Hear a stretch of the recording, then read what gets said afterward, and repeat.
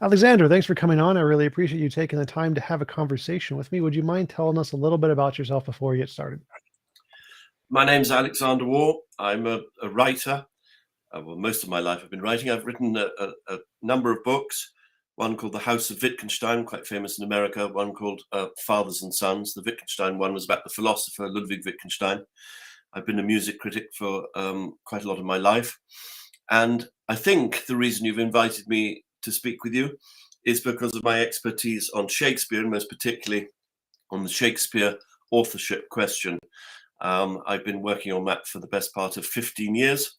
I did a little book called Shakespeare in Court, which you can buy on Amazon. I've also just finished with a scholar called Roger Strittmatter, a 2-volume work which looks into every single time the name Shakespeare was mentioned by his contemporaries.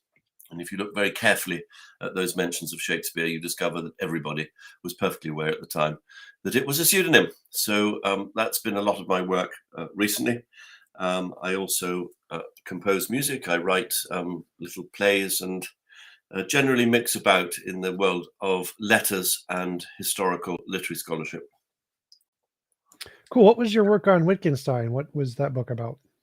So it was a book called The House of Wittgenstein, A Family at War. And it was about, really principally about the brother called Paul Wittgenstein, who found himself at the very beginning of the First World War. This is a Viennese family, with his arm being amputated in a Russian hospital. He was taken prisoner by the Russians, and he determined himself to become a great pianist, even though he only had one hand.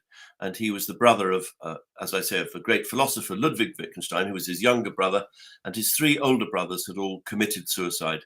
And Paul Wittgenstein went on to become a considerable pianist of the left hand, and had concertos written for him by Maurice Ravel and Sergei Prokofiev, and famous composers like that. Richard Strauss wrote 2 concertos for him.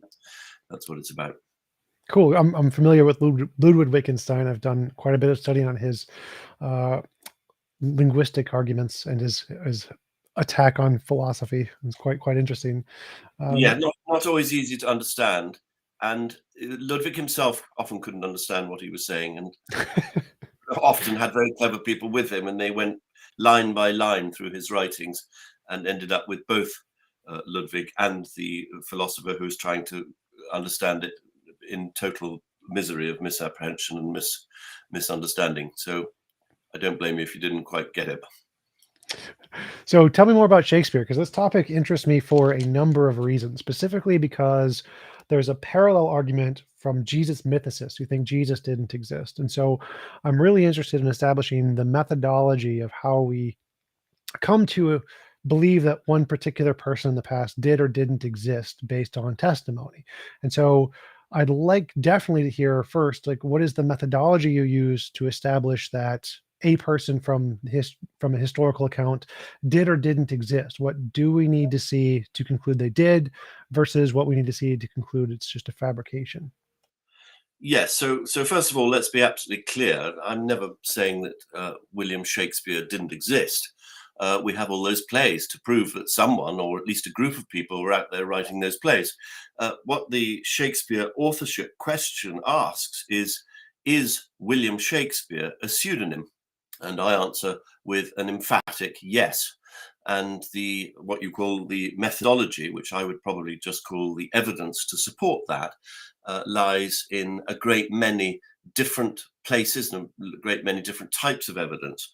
As I just mentioned to you briefly, the evidence of contemporaries talking about William Shakespeare is very important indeed. And if you go to a modern English literature academic, because it is the English literature academics who jealously guard the flame, claiming that William Shakespeare of Stratford was the author of these works. If you go to these English literature academics and say to them, look here, why is it that every single time a contemporary talks of William Shakespeare, they talk about him in an extraordinarily recondite, complicated, mischievous, secretive way, they throw up their hands in despair and say, I can't quite understand. If you know that William Shakespeare is a pseudonym, then you can look at all those references and see very, very clearly what's going on. And they're all going nod, nod, wink, wink, tap the nose. We all know exactly that William Shakespeare was a pseudonym, and we all know who he was. So once you free yourself of the inability to accept that William Shakespeare is a pseudonym, then everything quite quickly falls into place and the evidence stands before you relatively easy to find. I mean, you're not going to find a straight out and out sentence saying William Shakespeare was a pseudonym and I knew him and his real name was Edward de Vere and his fellow playwrights who were all writing under that name. I don't think that will ever be found. But we have enough evidence, about 170 different pieces of evidence, hinting very heavily at that being the case. Such as, like, what are the things that indicate that this was a pseudonym for someone else and not the Shakespeare of what was the city, I believe? Stratford?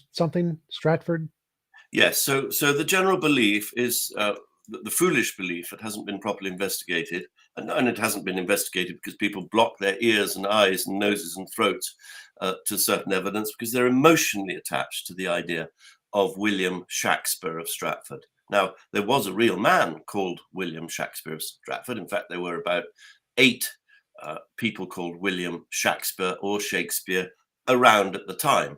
But the one who's been artificially fathered, or was said to have fathered the plays, was William Shakespeare of Stratford-upon-Avon, this town in the Midlands.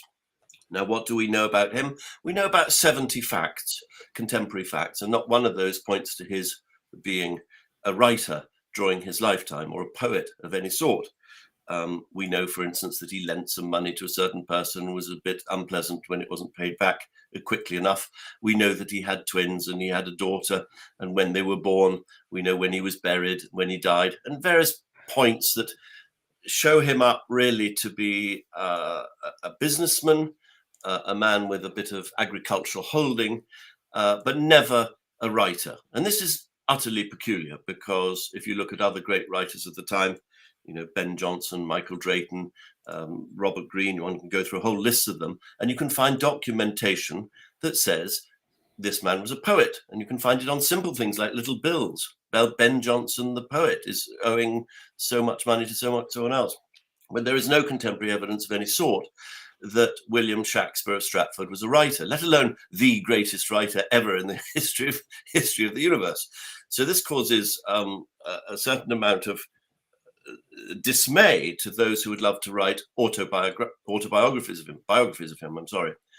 And he has an interesting point, is that nobody wrote a biography of Shakespeare, not a book-length biography, until 1852.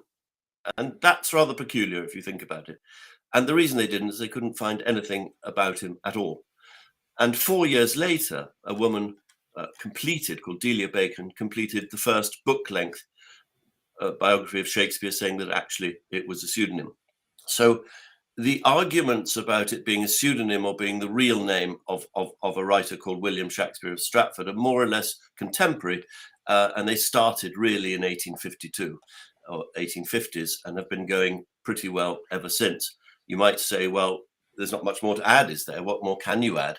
But huge amounts have been added. I mean, in the last 4 or 5 years, we've learned so much more now about this whole matter that it has been really moved beyond all dispute. Now, I say beyond dispute. That is because I'm putting out huge amounts of evidence and I'm not finding many people disputing me. I find people abusing me. I find people running for cover with their ears blocked. But I don't find any constructive criticism of the evidence that has been unveiled in the last 5 years. Sorry, that was a bit of a wandering answer. If you wish to pin me down a bit more on things, then I'll try and answer a bit more. Well, didn't William Shakespeare have an autobiography? I thought he was revealed as William Shakespeare's in his autobiography. A biography, sorry. I accidentally said autobiography. I mean, right. So I thought he did have an autobiography, and you're claiming he did not. No, I mean, I would like to point this out, that the plays themselves are hugely autobiographical. And that's one way. I mean, it's not a very conclusive way, but it's a fascinating way that we can pin these plays on one particular person, a person who, as King Lear, had 3 daughters and divided his kingdom or his ancient patrimony by those 3 daughters, a person who, like Othello, was in Venice when he was told that his wife had betrayed him, and he got absolutely furious about it and treated his wife very badly. A person who, from his generosity as a patron, went completely bankrupt, just as Timon of Athens does in that play. A person who is outraged that his wife has produced a child that is not his, just as we know happened in A Winter's Tale. And I could go on and on and on. These plays are highly autobiographical, and particularly, actually, almost more than all of them is the play Hamlet. So one of the things is there's the Francis Maurice in 1598 named Shakespeare as the playwright and poet in his Palladis Tamia, and which included many different things that were initially published anonymously. So if it was a pseudonym, it would seem counterproductive for Shakespeare to publish something anonymously for any purpose, because he's already has a pseudonym. And so why would someone using the pseudonym of Shakespeare publish something anonymously without just using a pseudonym? I think that things were published anonymously before the pseudonym was applied to any plays. After a while, they all appeared with the name William Shakespeare on them. You mention Francis Mears in Palladis Tamia. He simply says that Shakespeare wrote the following plays, just as I might say that George Orwell wrote the following books. And I'm not having in every single sentence to say, oh, by the way, George Orwell was a pseudonym. You don't have to say that. Francis Mears actually was extremely clever, and he was a numerologist, and he sets up that little list of names in such a way as to show that William Shakespeare was a pseudonym. And I've actually put that online. It's a little bit complicated to explain without visuals, but if anybody's interested, I've put a little program up on YouTube called Francis Mears Knew, and I go through very carefully about Francis Mears and show exactly how you know that he knew who William Shakespeare really was, who was the person behind that pseudonym. Could it not just be a coincidence? Because I know that people who do lots of numerology arguments happens just to be coincidence. I know that there's a argument for Vlad Penning, I believe, who did his numerology in the Bible, and someone said, "Oh, it's so perfect, it can't be replicated," and he bet me $1,000 I couldn't replicate it, and I did it in 3 days. And so I'm not confident in numerology arguments, because I think you can find numerological patterns in pretty much anything if you look hard enough. So could that just be a coincidence, and really he just was Shakespeare? And of the two hypotheses, why would one be preferred over the other? Yes, I didn't say that Francis Mears's solution was a numerological solution. I said that Francis Mears was a numerologist. That's a slightly different thing. He wrote a book about numbers and God, which just preceded the one that you're talking about, called Palladis Tamia. As a matter of fact, it doesn't really use numbers, that particular example, to show that Shakespeare was a pseudonym. What he does is he compares a set of Greek and Latin writers to a set of English writers. And this is part of a large number of paragraphs which do exactly the same thing. As such and such and such and such and so did something, so did these English ones, so and so and so and so. And all you really have to do is to line the two lists up and find that all of them correspond. So in other words, all of the Greek and Latin writers correspond precisely to an English writer on the other side, either because they wrote poems about the same subject or for other reasons. And Shakespeare aligns up to Aristonymus, which means aristocratic name. And then through another little trick, he lets you know which aristocratic name is the one that is missing, because it's also in that same paragraph. So it's not really numerology precisely.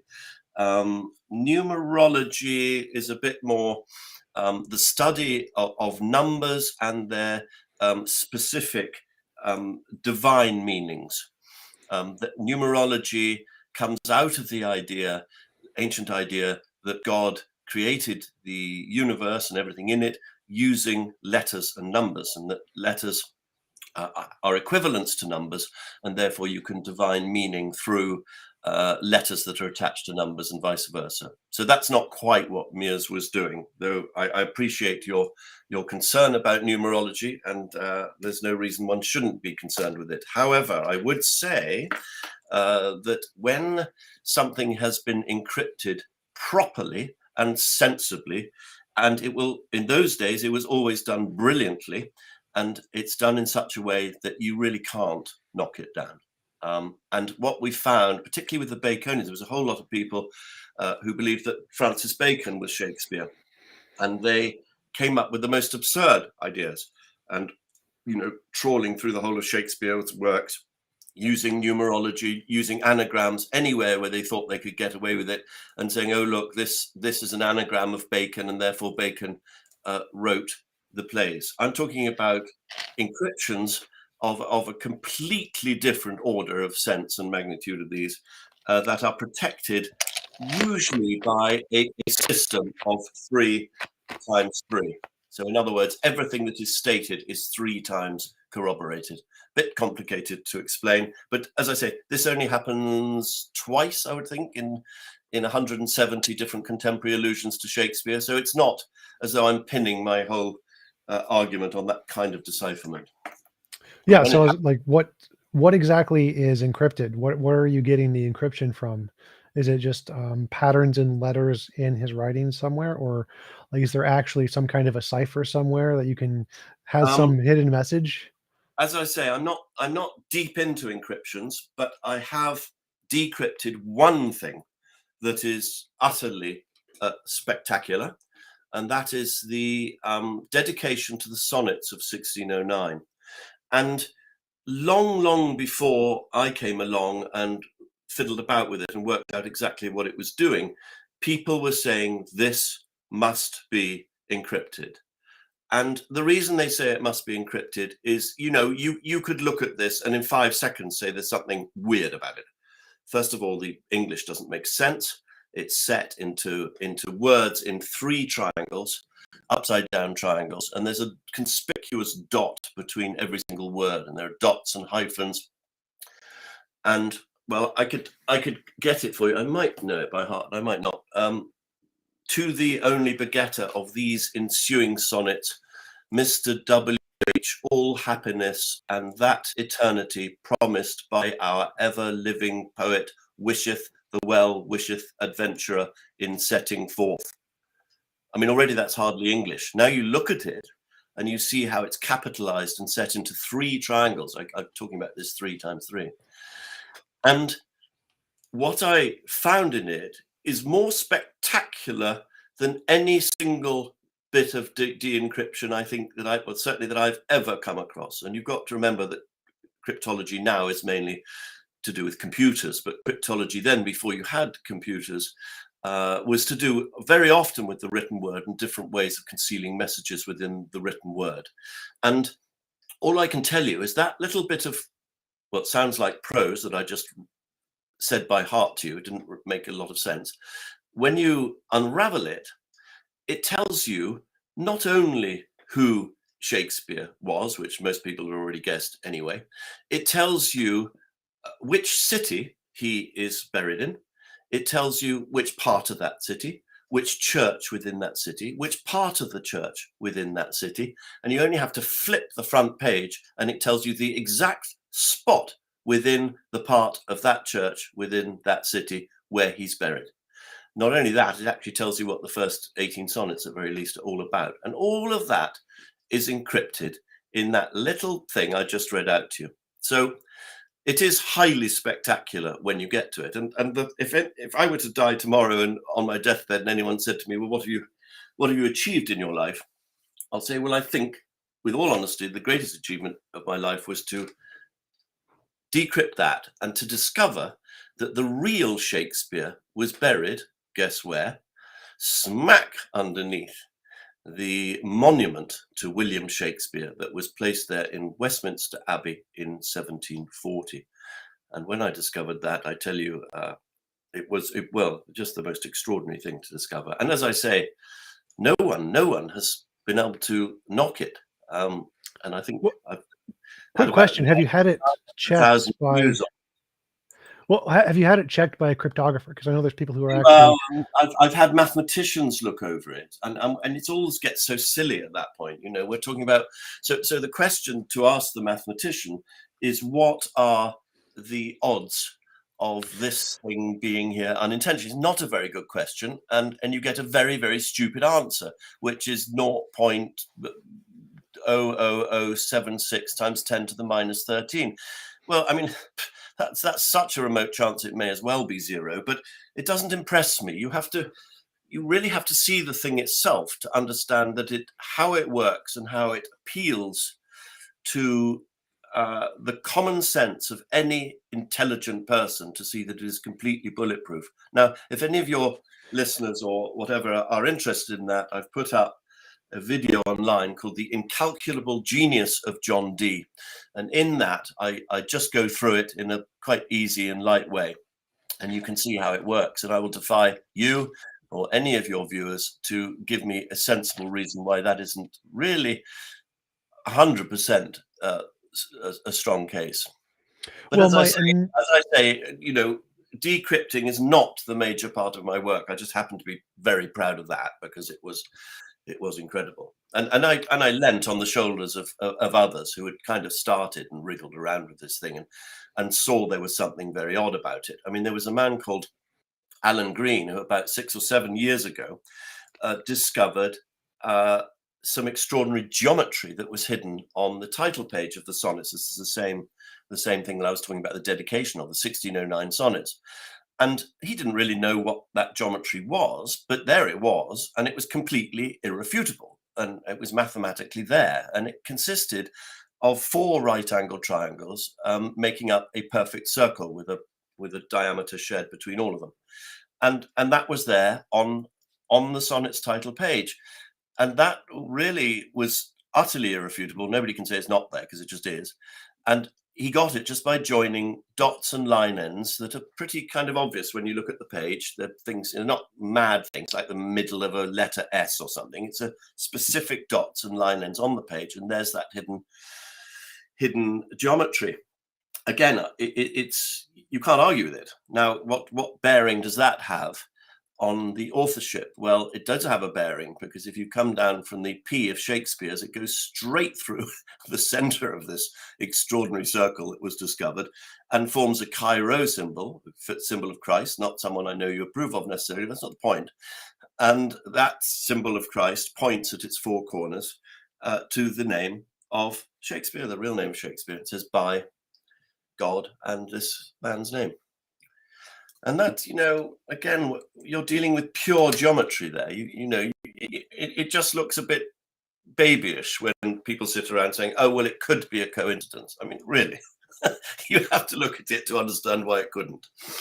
Well, that's why I brought up the cryptographer, because mathematicians are the wrong people to look at this kind of information. Yes. There's many things like in Moby Dick, I believe it was Moby Dick, where they predicted the death of Kennedy, the death of Lincoln, the assassinations of some authorities in India, different politicians. And the probability of this is equally incredibly low, given some kind of mathematical function. But what we want is to have a cryptographer look at it and say, is this pattern something that's an intentional thing done by the author, or is it a random just coincidence?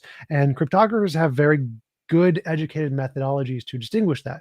And so I would be interested to have a professional cryptographer look at the document and see if your cipher is confirmed to be a genuine solution to the cipher, as opposed to it just being a happenstance solution. I would be delighted for that. And then if you knew a good cryptographer, I'd be more than pleased. There were 2 cryptographers called Friedman and Friedman who wrote a book about cryptography and set out a number of rules about how an encryption has to work, including a key to it. It has to have a key. It has to have a reason why it's there. It can't produce any other solutions. I can't remember off the top of my head all of the rules, but there are about 6 or 7 rules. And the thing I'm talking about absolutely fits every single one of those rules perfectly. But that book was published, I think, in 1957, the Freedman's book. And so what I haven't been able to do is find a modern cryptographer who isn't completely immersed in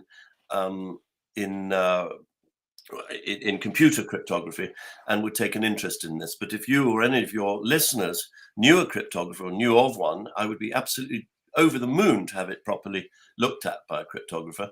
And Well, I know there's about a dozen who worked on the mass murderer Zodiac killer, the Zodiac killer ciphers, and there's a large group of people who work on those kinds of ciphers and are professionals at it. So if you could have one of them look at your document and confirm it and publish that in the paper, that would be considerable evidence to try to move towards your conclusion for sure. I would be delighted. I mean, look, I've put these things out on YouTube. That channel has had over 900,000 views now. I did actually send some of this work to professor very recently, and I've forgotten his name now, but he did a course at the Warburg Institute on cryptography, and I said, would he include some of this stuff and look it over? And unsurprisingly, and he was interested in the period that I'm interested in sort of John Dee in the 16th and 17th centuries. But he's also what we call a Stratfordianist, which is an emotional type of person who does not like to be budged off his little rock, saying that Shakespeare was a pseudonym. So I haven't heard back from him, and I think this is a great problem. I knew a number of people who actually went on his course that he did with the Warburg Institute and brought up my ciphers, but he hasn't yet, as far as I'm aware, examined them. And I think partly that's an emotional reason, because the Shakespeare authorship question, for some people, for me, it's a question of evidence, but for other people, it is a question of pure red hot emotion, of political warfare, and other sentimental reasons that people just do not want to acknowledge this as a major problem. Well, yeah, because I can understand that, given it looks like there's lots of evidence he's a real person. So, for example, William Shakespeare was entitled with the honorific of master after his father's death, and at the same time, the author was starting to get the same title applied to his works, referenced from contemporaries in the time period. So it seems like if it was a pseudonym, it wouldn't make sense that a person who was given this title would then also start to see the title being applied to the pseudonym. And so it seems like it would make sense that it was a real person, given that he was titled and that the pseudonym was also given the title. Yes, you mustn't confuse master with a title. It's not a title. It just means anything from master of a craft or master of a household. And you'll find that most writers, painters, lots of people call master. It could also mean a master of the arts at one of the two universities. You'd be called master if you had what we now call an MA. So it's not a title. And there's no reason whatsoever that if there isn't a famous playwright going around called William Bloggins, whether it's a pseudonym or whether it's an actual name, that people wouldn't say Master William Bloggins, because he is indeed a great master of writing and a master poet. So I don't think that at all helps William Shakespeare of Stratford, who, by all evidence, couldn't probably write his name. And it really is that bad. Some people try to be kinder and say, well, maybe he could write his name, but he was functionally illiterate. What we have, so-called from his hand, are 6 signatures, but they're all spelt very differently. Some of them are on the seal ribbon of legal documents where you're not supposed to sign your name at all. And what you would simply put is a clerk who could write would attest whose seal it was, or who was the person involved in the legal document, by writing it on the seal ribbon. That's the ribbon that connects the seal to the actual legal document. Now, we have another document of William Shakespeare where it's written Shack P. Again, it was illegal, if you could write your name and sign it, to write an abbreviated version of your name. And underneath that Shack P, it's known as the Bellock Mountjoy document, there's a very large round blob. And I'm very sorry to say this, but if anyone looking at this dispassionately would assume, as was quite normal in those days, that that round blob was William Shakespeare of Stratford's mark, because he was a marksman, means he couldn't actually write. He couldn't actually sign his name. So he put a blob, and a clerk wrote Will Shakespeare above it. That is the evidence pointing there. Now, we also know that William Shakespeare was probably the greatest writer in the world, who wrote, for instance, The Tempest, in which he boasts, Prospero boasts of the great pride he takes in educating his daughter, Miranda. William Shakespeare of Stratford's father and mother could not write. His father was a marksman and signed his name with an X. His daughter, Judith, signed her name with something that looks a bit like a pigtail. It's a mark. And his other daughter, Susanna, couldn't recognize her husband, who was called John Hall, was a doctor, couldn't recognize his handwriting. So it looks very much like neither of his daughters could write, and his parents couldn't write. Now, I happen to come from a very literary family, but you don't have to come from a literary family to know that a pedigree that goes greatest writer in the world, illiterate, greatest writer in the world, illiterate. That's not a pedigree. That it's absolute nonsense. It just simply cannot happen. And to be able to write like Shakespeare, you really have to have been brought up at the table of people talking in a pretty elevated way, using an extremely rich vocabulary. You can't just be brought up at the table of someone who can't even write and therefore hasn't written any books. I mean, a lot of people try and accuse anti-Stratfordians, I'm sometimes called an anti-Stratfordian, of snobbery. And they say, oh, you're just a snob, you need Shakespeare to be someone grand, to satisfy your own ideas of what his biography should be like. I know huge numbers of anti-Stratfordians, and I say it's not true of a single one of them. We have, for instance, the example of Christopher Marlowe, who is a very great playwright as well, and he came from quite humble origins. His father was a cobbler. But the difference between Christopher Marlowe and William Shakespeare of Stratford is we have a clear evidence of his education. We know which school he went to. We know that he went to Cambridge University for 8 years. We know the scholars he mixed with. We know where he went, and we know his associations with court in various different places. So there's a huge difference, and nobody's ruling out William Shakespeare of Stratford on grounds of class. We're ruling him out because he could not have written the Shakespeare plays. It's as simple as that. All that we know about him points away from it, and everything that we know about William Shakespeare, the writer, points towards a pseudonym. Well, isn't that an argument from silence? Even if we don't know where he was educated, there are many very brilliant people who are self-educated. Ramachandran, the mathematician, was from a very poor part of India, had no education, taught himself calculus, and was accepted into very prestigious Western schools with no high school degree. And so it doesn't seem too much of a stretch to think that there are people who are autodidacts and can teach themselves how to write, and that he just didn't care about legal documents, because I do the same thing. I just shorthand my name and don't care about them for legal documents as well.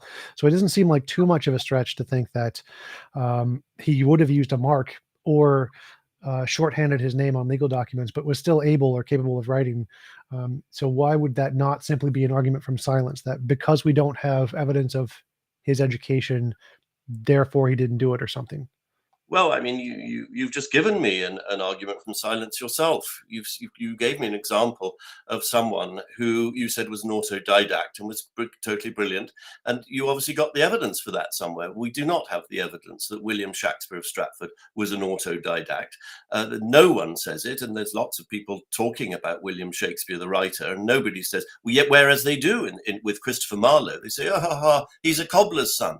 Another writer who was a rope maker's son called Gabriel Harvey, and all the contemporaries are saying, you're just a rope maker's son. But nobody says, oh, you're William Shakespeare. I mean, he's just a wool dealer's son from the British Midlands. Nobody says that, and there's no evidence that he's an autodidact. And to be an autodidact in those days required quite a considerable amount of money. Books were very, very expensive. Public libraries didn't exist. In order to be an autodidact, you have to have a lot of great, expensive books at your disposal, which means either going into the house of a nobleman who has a huge library or into one of the libraries of the universities, but he didn't attend university. We have very good records of the two universities that existed at that time. That was Oxford and Cambridge, and William Shakespeare of Stratford did not go to any of them. Now, the other point is you say about evidence from absence of evidence, but the point is this: where people who are experienced and historians in this particular case, and they go looking for evidence and they do not find it. In those cases, whereas an experienced researcher cannot find evidence, then absence of evidence is material and it is interesting. And what I'm saying here is you have two things. Because if you're looking at all the contemporary evidence, you've got on the one hand the absence of evidence for William Shakespeare of Stratford, where you would expect to find it. And on the other hand, you've got a huge bundle of evidence pointing to him being a pseudonym. So, you just only need to put the two and two together and shed the emotional carapace, and one's there, bingo. And this is a fascinating world once you get into it and understand it. And it's not too difficult, but it does take a psychological jump that you're prepared to acknowledge that there is a problem. And the most extraordinary thing we have there are more books now written saying that William Shakespeare is a pseudonym than saying that it's not. And still we have the academies, the English literature professors, not professional historians, but English literature professors, who are going around saying there's no problem. And it's the most extraordinary thing that absolutely patently is a massive problem. And the more evidence we bring up, the more embarrassed they get, but they just still turn their backs and say there's no problem. I don't think this will be like this forever. I'm absolutely certain that the whole matter is going to be a sea change. I suspect after the death of Professor Sir Stanley Wells, who's well into his 80s now and seems to be the main old fogey holding the candle for the dreamers. I'm still not seeing. Yeah, I was muted. That was my. Sorry, I think you're. Yeah. So there are many geniuses who had no education, and we have no evidence of them having an education because they didn't have one. Like Ramanujan is a great example. But when he was 12 years old, he had mathematical proofs, but we didn't know anything about him. We had no idea of his education whatsoever until he was then recognized and then sent to Harvard, where he could publish his things. And so the fact that there was no evidence of his education doesn't seem like it's a good reason to conclude he was unable to do these things.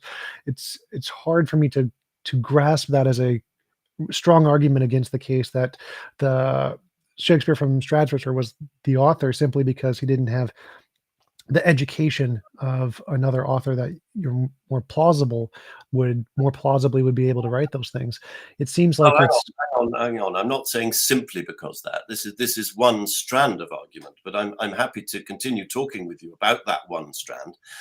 It's not the defining definitive strand, but it's a strand. And I would contend with you that yes, it is important. And one of the reasons it's important is because you only have to look at the Shakespeare plays to understand the huge level of knowledge and reading that has gone into them. I have behind me in my library here 8 volumes of a man called Bellock who went through the sources of Shakespeare. And we're talking about he set stories that were only available in Italian, that had never been translated into English. He was clearly reading Italian books. He was reading French books. He was reading Latin and Greek sources. I mean, this is no ordinary education. We're talking about works of very, very high scholarship and very wide reading of expensive books.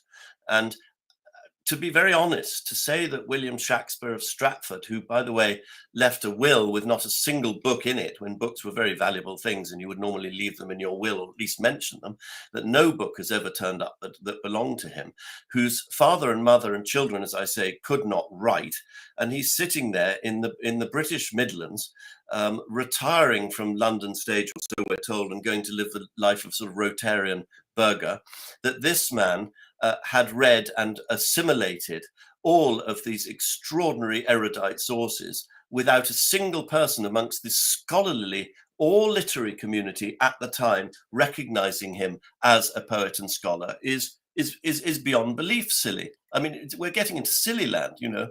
And I totally understand there are people out there who wish to hold on to this little Dick Whittington dream, but to hold on to it, you need something more solid than just, oh, well, maybe he didn't put books in his will because he forgot, or maybe they were on a separate piece of paper, or maybe. This is the evident arguing from absence of evidence, which is so prevalent on the Stratfordianist side and is not very prevalent on my side, where there's a hell of a lot of digging and a hell of a lot of evidence that's laid out in front of you to show you what really went on. Well, to me, it seems like you are making the argument, well, if he was well educated and had books, or well educated enough to be able to read these books, then he would have done such and such in his will. But that seems to be the same kind of assumption making that the other side is saying, well, maybe he didn't, maybe he wasn't doing that. It seems like the case that we're both just hypothesizing about what this man would or wouldn't have done, but I don't see either of those as necessarily a strong case. No, I mean, they're not particularly strong, but they're points, and they're points that all clamber up into a massive pile. Now, we do have a lot of people in those days, and many examples of people who left wills and put books in their will. Now, of course, I totally accept that William Shakespeare of Stratford, who apparently was William Shakespeare, the great writer, and read at least 500 very erudite books, either didn't have any books, or he'd borrowed them, or he just forgot to leave them in his will. Of course, that's a possibility. I'm not saying that's the nail that goes into the coffin that holds my case together, but it's just another strand that makes the more you look at this, the more obvious it becomes that we're dealing with a pseudonym. Actually, it's not a pseudonym; it's an allonym. So it's the name of, if you like, a real person, but is being used as the name on the cover of the plays. And by the way, this was a very common thing. I've got lots of examples of allonyms being used in those days. Well, for me, like, my initial concern is that the cumulative case argument, that when you take a bunch of little pieces and you add them together, is something that's very common in arguments that aren't very strong. And so you have to take little tiny pieces from a lot of different places and try to put them together in such a way that it looks like a strong case. But given the diversity of human life, you can always find a contradictory set of things and group them together to portray a picture that may or may not be true. So, for example, if you were to go through all of my videos and find clips of me, you can find clips of me arguing that God exists, that the best argument for God is from a Hindu text, that I believe in deities, that I argue for the flat earth. You can find all kinds of clips of me. And if you got those and took them out of context, you could definitely build a case that I'm a theist. And so it seems like the ability to selectively choose things from the past and build a case to make it seem like some fact may be true, that fact may not represent the core identity of the individual. And so, for example, with the case of the master label, it would seem like if that was simply a coincidence, we would expect the master label to be applied like before and after this guy was given the title. But it seems like on his documents, he's only given that title as an author after this man was given that title and not before. So that's a strange coincidence that seems to go in the other direction. Hang on. I've got to stop you there, because this man, as you call him, was never given that title. So that's wrong. The interesting thing about William Shakespeare of Stratford is no one ever in the course of his life, again, it's an evidence from absence argument, but nobody ever in his lifetime said that he was a writer. And he never said he was a writer. His children never said he was a writer. Nobody associated with him ever claimed that he was a writer. It's all a posthumous bit of claim. Now, back to your main point that you just made. You're talking here about circumstantial evidence. And as you well know, if you go to a court of law, you can go to prison for a life sentence based on circumstantial evidence. And so you can't just dismiss circumstantial evidence as irrelevant, because circumstantial evidence, when it piles up in a certain way and cannot be refuted, is important evidence. And as I say, the case for William Shakespeare of Stratford being the author of these works is just as circumstantial as the case for anyone else being the author of those works. However, the great problem with the William Shakespeare of Stratford evidence is there's a tiny, weeny amount of it, and it's all posthumous, whereas the circumstantial evidence on the other side, there's a ruddy great mountain of it, and it's all contemporary. So, that's the way you've got to look at it. But I think just to dismiss circumstantial evidence as not worthy means that we wouldn't have proper historical investigations, and that would, to my mind, would be a great loss and a great shame. And history is a form of science in a way, and we need to challenge it and look at it and study it and evaluate evidence, not to say, oh, whoops, I haven't got anything but circumstantial, I might as well forget the whole thing. Oh yeah, absolutely. I totally agree there. But I think that the question when analyzing historical figures is where the burden of proof lies. So like in the case of Jesus, Jesus mythicists say have lots of also circumstantial evidence to doubt the existence of Jesus. But if we start from the position that the burden of proof lies on those saying he did not exist, because in the historical records, we tend to assume that accounts of people are true. And so there's lots of accounts of Jesus existing both in the New Testament documents as well as 6 or 7 extra biblical accounts. And in history, that's enough. We're just like, all right, we probably just grant that he exists.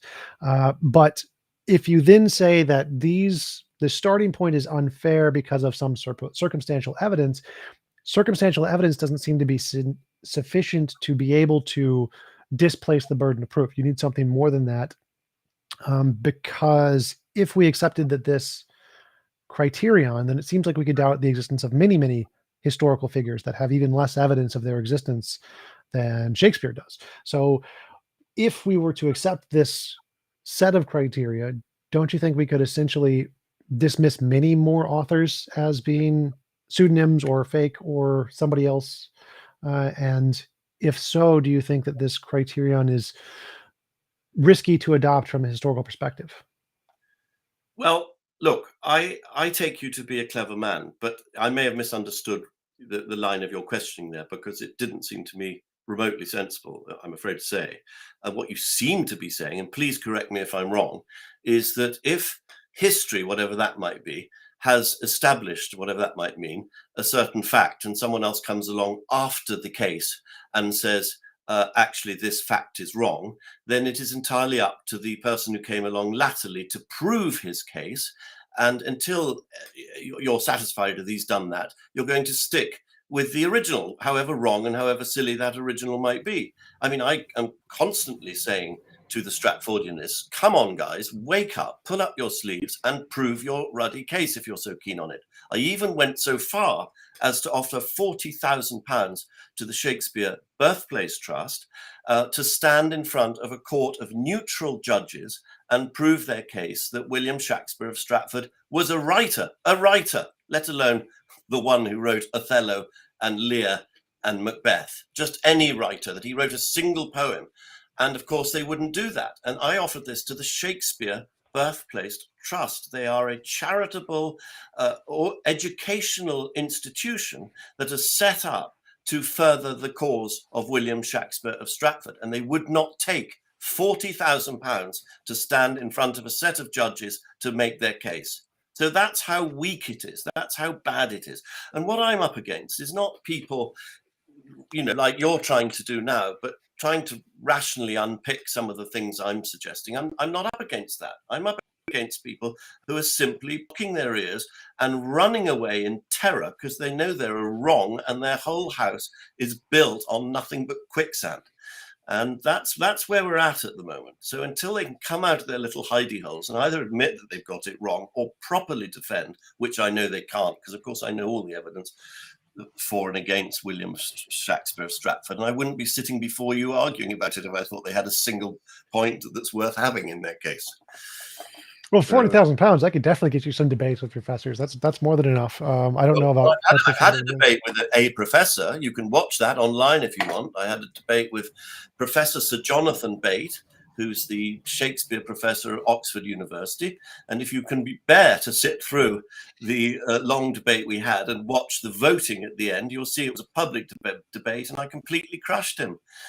Because obviously all the evidence is on my side, and the poor fellow looked very, very withered at the end. But I take my hat off to him because he actually dared to come up and face some of these problems. Most of them won't do that. They literally hide and just say, he was William of Shakespeare, he was William of Stratford. That's not an argument. And their other argument is, I'm just a snob, I'm a fool, I'm a tin hat conspiracy, all that sort of rubbish. So, the ad hominem doesn't work at all. And I just say, come on, let's look at the evidence here and stop being childish. Yeah, but I do want to bring up what you said earlier. So my argument wasn't specifically that whoever brought it first automatically holds the truth. It's more that you're innocent until proven guilty. So in the case of history, innocence would be he exists until proven otherwise. And circumstantial evidence would not be enough to prove a person guilty. They're still innocent. You got to have more than circumstantial evidence. And in Yeah, the but same case, what's the crime? What's the crime? The crime in my book is having written plays and poems. That's the crime. Now, is William Shakespeare of Stratford guilty of that? Could well, you I think send him to court on that? That was how the court case I just talked to you about. That's how it was set up.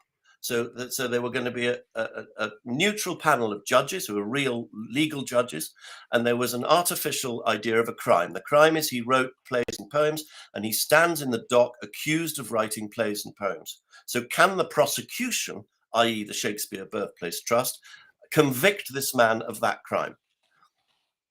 well, No. the reason I bring this up is because I think that the innocent analogy for a court case in the case of history is exists. So he is a real person, not a pseudonym. That would be the innocent analogy. I think because of the methodology of history, we have to take he exists as a real person to be the starting point, the innocence position, and then to doubt him would be the he's guilty position where you need more than circumstantial evidence. And so even though both sides only have circumstantial evidence, because believing he exists as a real person and it's not a pseudonym is the default, that is a stronger position from a historical perspective because the methodology of history is such that it's more rational to believe those cases because they're mostly true. It's mostly the case that this was a real person and he really existed and it's not a lie, it's not a fabrication, it's not a myth. And because of that, I think that's the only real advantage that the position has. I think all of your arguments are perfectly rational, but I think that because of the methodology of history, it's better to take he exists as a real person to be the default position. So if I were to find for you someone living in the middle of the 19th century by the name of George Eliot, who exists, you would say that it's perfectly natural to accept that George Eliot's novels are written by that man called George Eliot and are not a pseudonym for Mary Ann Evans. I have no idea. I have no idea. I would need to, like, if that's the only information I had. And as I said to you before, the absolute majority by miles of contemporary people talking about Shakespeare are hinting and nodding that it's a pseudonym. So I don't see how you can get away with creating a default position when I told you there were 8 people called William Shakespeare in England at that time anyway, and you've rather arbitrarily decided to have a default position for one of those 8 just because he existed. And I've told you, and I can find many examples of it, of writers using allonyms. They're putting other people's names. Thomas Nash was absolutely furious when someone put his name, Thomas Nash, on something that he didn't write. We have a letter sent from a man called Robert Beale asking if he can use someone's name on the front of something that isn't by him but is by the Earl of Essex. This was going on the whole time. But just to jump in for a second there, which would be the first most rational thing to believe? So say we have a text written with a name and we have people around with that name and we know nothing else. There's no other information that we have. Is it more rational to believe that that person with the name wrote it or that it's a pseudonym? Well, I think that the default is probably that that person wrote it. And in order to get to the fact that it's a pseudonym, you need much more information. Okay. Let me take you back to the very first time the name William Shakespeare ever appeared on the front of anything. And that was on a poem called Venus and Adonis. And I'm going to try and address your question to what most rational people would have felt if they just picked up this poem, which says by William Shakespeare on it, and they had no idea of anything else. What would they actually have thought? Well, first thing they would have noticed was that the poem is dedicated to the Earl of Southampton. So the first thing you could say with certain certainty is that the person was known within aristocratic circles. The second thing you could say is that he wrote this poem based on... Go back. So you said because it was dedicated to this man, he must have connections? Intimately dedicated. Yes. And not just dedicated to an unknown person. He's talking about him in terms of friendship and acquaintance. There's no question of it. I don't think anyone would argue that. So he's known to the Earl of Southampton, who is a very high courtier. So therefore he's known in circles of nobility. Secondly, if anyone looked at the poem and they could see that it came from Ovid, and so that whoever wrote it was someone who knows a lot about the classics and is highly learned. So all we know so far is this person is a learned person who's got connections to the court, and therefore also, because he's had it published, which was quite difficult to do in those days, he's got literary connections and connections with the publishing literary world. Then you look at the name, William Shakespeare. Now, it's such a sad thing that nowadays we are just not nearly as educated as we should be, because we don't have all these classical references in our head. But what is the famous will that shakes a spear? It's the will of Pallas Minerva to the Romans, who is the patron goddess of playwrights and of eloquence, and all the poets in those days asked the patron goddess Pallas Minerva to help them write their plays. And Minerva famously shook her spear at Ilium and enabled thereby the what was he called? My brain's gone soggy. Hector to slay Achilles to slay Hector at Ilium. So you've got Ilium, Shakespeare. It's an absolute obvious allusion to Pallas Minerva, the patron goddess of playwrights. It's the most obvious pseudonym that you could possibly have for people in that age who were literary and classically trained. So that's my answer to you. They wouldn't think, oh no, this must be one of the 8 people I know. Could be that one up in Stratford-upon-Avon, or maybe it's the one that came from down London. Wasn't there one up in the north of England somewhere? I don't know. No, they wouldn't be thinking that. But they'd be straight onto it. They would know absolutely in an instant that it was a pseudonym, because, as I say, it was a very obvious one.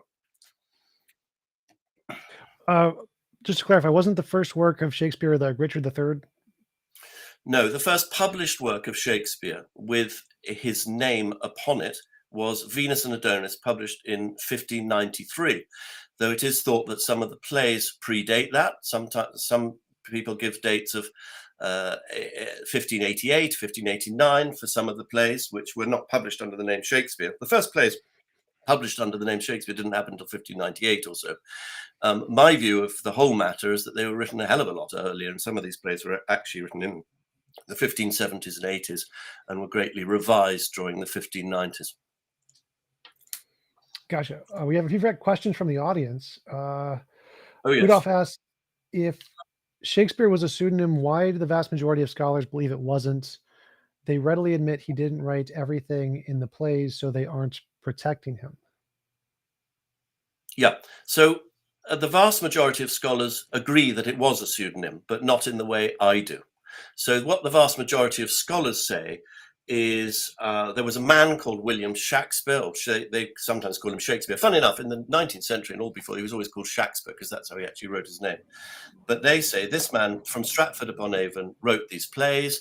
They're beginning to say now the Oxford University has just brought out a huge new edition of Shakespeare, and they're saying that's actually written by lots of people, all chipping in. But then you get these funny plays. There's one called The London Prodigal. There's one called A Yorkshire Tragedy. And these are old quartos going back to the very beginning of the 17th century, which have by William Shakespeare on it. Now, every single scholar in the world accepts that those plays are not by William Shakespeare. So in those cases, they're saying, yes, Shakespeare's a pseudonym. But their argument for that is to say, oh, Shakespeare was so famous in those days that it was worth falsely putting out plays with his name on, because it would help sales. I find that a pretty weak argument, especially as both those plays were performed, the ones I've just mentioned, The London Prodigal and The Yorkshire Tragedy. They were both performed by the King's Men, and William Shakespeare of Stratford had connections to the King's Men and certainly would have put a stop to it if he was the writer, saying, I'm not having these plays that aren't jolly well by me being put out with my name on them, and there's no evidence that he did. I hope that answers the question, but do get back to me if you don't think it did. Gotcha. Michael Warble asks, what was Joseph Conrad's English education level? Well, a lot of people who are very, very good at English don't think he was that good at his English. Look, I'm coming straight out and telling you that I'm not a scholar of Joseph Conrad. I know, obviously, that he was Polish and he wrote all his books in English.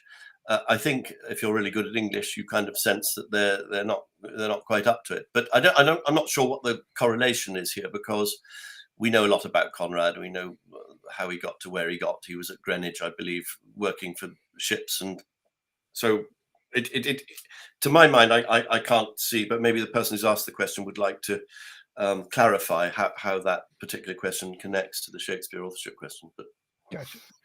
A question from Squid Super Hunk. He was asking, what was your criteria for determining whether or not they had convincing proof? He's referring to your debate challenge. Like you said, you were going to pay $40,000. But if you said you'd only pay them if they won the debates, which I think is what he's assuming, then you could have put like a ridiculous criteria in there or something. No, the criteria was simply that the panel of neutral judges would find in favor of the prosecution, that's the Stratfordianists, and convict William Shakespeare of Stratford of having written plays and poems. That was the criteria. And these were neutral judges. They were to be people who didn't have a stake in the game, as it were. And they're just people whose whole careers have been spent assimilating evidence. And the question was, is there enough evidence to convict William Shakespeare of Stratford of that? But as I say, they ran a mile, and now it's being up to 100,000. So let's see what they do now. Gotcha. Snake was right. Dude exists. His name is on plays and registries, but didn't actually write them because no, he's not credited with other works. I think that's a parody of your position, or supposed to be. So because the name is both on names and registries, plays and registries, it seems like he's arguing it's rational to conclude he existed. Well, I don't know what registries he's talking about, unless he's talking about the stationer's register. Now, in those days, when you wanted to publish a book, you took it to the stationer's register, essentially to hold a sort of copyright over it. And what the stationer's register did was to copy out the information on the title page. So if you have information on the title page which says the tragic history of Richard III by William Shakespeare, then that would be copied from the title page into the stationer's register. So that's why you're getting that. It's just all they've done is just copy the title page, and there's no evidence at all. And to say the dude exists, again, this is, I think, how we started our whole discussion. I said, of course he exists. No one is denying that someone existed who wrote those plays. But what I'm trying to say is that it was a pseudonym, not that he didn't exist, that he was using a pseudonym. That's a very, very common thing. In fact, I read somewhere that someone searched and couldn't find a single writer of that period who hadn't used a pseudonym at one time or another. I mean, it's so just to clarify, by exists here, he's just saying it's not a pseudonym. So he doesn't mean literally that you're arguing he did not exist. It's more just a shorthand to disagree with your position. Oh, it's not a pseudonym because his name's on plays. Yeah, so I'll just give him another example. And we talked about George Orwell. So could I say about George Orwell, dude exists, has name on books and registries, what this guy's just said. Does that mean that George Orwell is not a pseudonym? I mean, obviously it doesn't. So I'm sorry, that doesn't. Thanks for the question. I don't want to be rude to anyone. Thanks for the question, but it doesn't. It's not a very strong argument, really, frankly. Seb Oz asked, who is represented in the painting of Shakespeare? Which one is my answer? There are a number of paintings. Well, not paintings. I think probably the most famous image of Shakespeare comes from the first folio published in 1623, and that is an engraving by a man called Droeshout, Martin Droeshout. And everybody laughs at it and says what a ridiculous piece of art that is, because he appears to have a head floating way above his body. And by the way, this was at the time when there were extremely brilliant artists going around and engravers. And this was a very expensive book of 900 pages. And you've got this ludicrous thing that looks like someone wearing a mask with a bright piece of sun coming out of his forehead and sun rays coming out his side. And my argument is that we're looking at Phoebus Apollo. We're looking at Apollo with a mask over his face, which is the mask of a player. And William Shakespeare of Stratford was a player, another name for an actor. I think that may be the picture he's talking about. I don't know. I don't know. I didn't know there were paintings of William Shakespeare. There is no contemporary painting of William Shakespeare of Stratford. So after he dies in 1616, then the first folio comes out, this great book of plays, in 1623. That's 7 years later, and there's this mad, really jokey engraving that is not really of anybody. You only have to measure his head and see it doesn't work. And he's got his jacket on back to front. Michael Warble brings up the same point that genius doesn't always require a formal education. Well, it does in certain instances. Let me give you an instance, for instance. In Henry V, a whole scene is done in French. We've got Henry V talking in French in the French court. Come on, you can be as much a genius as you want, but you haven't learned how to speak French. You're not going to be able to write that scene, are you? And ditto, I don't quite understand how your just genius will enable you to write a whole story based on something that is only written in Latin or in Greek, ancient Greek, or in Italian. And we have Shakespeare taking stories from those three languages that were not at that time available in English. So it's no good just being a genius. Oh, it's fine, I'm a genius. I don't need to learn Italian and read that book. I'm just a genius. I'll just look at the cover and I'll guess what's in it because I'm a genius. I'm sorry, it doesn't work. You do need a level of education, and if you haven't got it, it looks bad. Again, I would say this is the sort of argument that, that you're talking about absence arguments. I mean, that is the Stratfordian line. Oh, well, he's a genius, so forget it. Down tools, forget all the evidence you've assembled, all the books you've read, and all you've thought about, because he was a genius. That answers it. Well, no, thanks. James Earl asks, could they do like a cursive analysis of the writing of Shakespeare and the William Shakespeare of Stratford to compare, and has that been done to be able to make a correlation that he was or was not the same person? So from the hand of William Shakespeare of Stratford, we have absolutely nothing except these 6 signatures. And these are highly contentious. And a person called Jane Cox, who is keeper of the manuscripts in the British Museum, published it and put it on record that in her opinion, all of these 6 signatures were written in different hands. So now what have we got? We've got 6 signatures, all written in different hands, and some of them, as I've already told you, were abbreviated to Will Shack P. So we don't even have a full list of alphabet letters to start comparing it with. And before we've even got to that stage, there's an argument about whether William Shakespeare of Stratford actually made those signatures, which I don't think he did. So we don't actually have, unfortunately, any manuscript of the plays or the poems. Not a single shred of it exists. That's all disappeared. We only have printed copies. So unfortunately, that test, which would be great if we could do it, is not possible to do. Lack of evidence. He also asked, when will the next great Shakespeare occur? Possibly never. I mean, it could happen. You have to look at what Shakespeare was trying to do, and I think we have to get out of our heads the idea that William Shakespeare was just an amazingly brilliant man who just wanted to put on a play to entertain people. I don't think that's the case. I think William Shakespeare was running a scriptorium. In that scriptorium, he had up to 12 scholars and poets with him, opening up books. And I know this happens a bit in Hollywood, and Hollywood plays are often quite bad when Hollywood films, when they're written by a sort of committee or consensus. Try and look at it as though, I don't know if you know much about the art of the Renaissance, Titian and the great painters of that period, they had a studio, and Titian, the great artist, would decide what the subject of the painting was going to be, what the theme of the painting, what the symbolism of the painting was going to be. And he had young apprentices who sometimes did the grass and the togas around, and some of those went on to become great painters in their own right later. And this, we know, this was sponsored by the Crown in the case of Shakespeare.